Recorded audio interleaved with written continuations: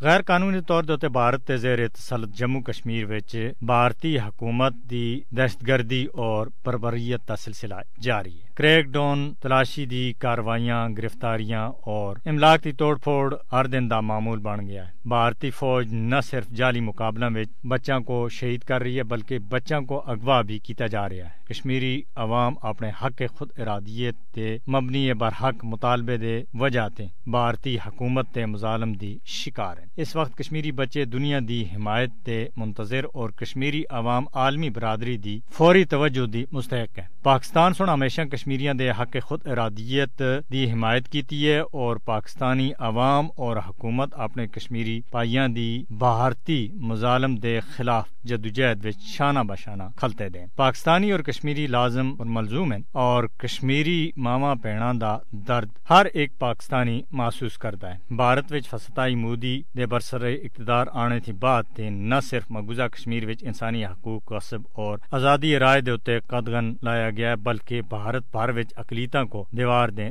ला के हिंदू राष्ट्रीय बनाने दे वास्ते राह हमवार की जा रही है। बीजेपी दे मुतशद्दिद हुक्मरान आज़ादी सहाफत के उत्ते कदगन उन्हें सुन ला रखी है और भारत भर विच आज़ादी सहाफत के उत्ते कदगन है। पेरिस विच कायम सहाफियों दी तंजीम रिपोर्टर विद आउट बॉर्डर्स सुन वर्ल्ड प्रेस फ्रीडम इंडेक्स 2021 दी अपनी रिपोर्ट विच भारत को सहाफियों दे वास्ते खतरनाक तरीन ममालिक दी फहरिस्त विच शामिल किया है और भारत को 180 ममालिक दी दर्जाबंदी विच 142वें नंबर दे उत्ते रखिया है। रिपोर्ट विच सोशल मीडिया दे उत्ते इजहार राय दे उत्ते पाबंदी और इस ते अलावा भारत भर विच अकलीतां दे उत्ते जुल्म तशद्दुद दा जिहड़ा निशाना बनाया जा रहा है उस दे हवाले थी रिपोर्ट विच आखिया गया है।